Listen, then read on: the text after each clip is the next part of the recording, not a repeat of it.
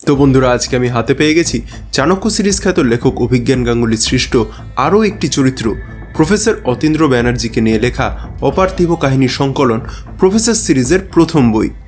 আপনারা যারা জানেন না তাদের জন্য বলে দিই, এই প্রফেসর অতীন্দ্র ব্যানার্জি একজন সাধারণ মানুষ যার মধ্যে রয়েছে এক বিশেষ অনুভূতি যা তাকে জানান দেয় সুপারন্যাচারাল বা অপার্থিব জিনিসের উপস্থিতি। সেই অনুভূতির উপর বেস করেই তার জীবনে ঘটে চলেছে একের পর এক রোমাঞ্চকর অভিজ্ঞতা। এই বইতে রয়েছে সেরকমই 5টি কাহিনী, যার মধ্যে থেকে কুপজীবী কাহিনীটি ইতিমধ্যে অডিও মাধ্যমে জনপ্রিয়তা লাভ করেছে, কিন্তু সেই সব কাহিনী নিয়ে পরে হবে ডিটেলড আলোচনা। এখানে আমি মূলত বইটির ফার্স্ট ইমপ্রেশন নিয়ে কথা বলতে চাইছি।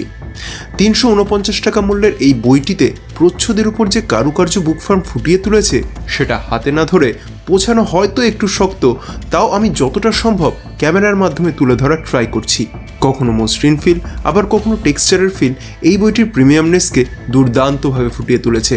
তার সাথে রয়েছে বুক ফার্মের অনবদ্য পেজ আর প্রিন্টিং কোয়ালিটি, এবং তার সাথে দোসর হয়েছে গৌতম বাবুর অসাধারণ অলঙ্করণ।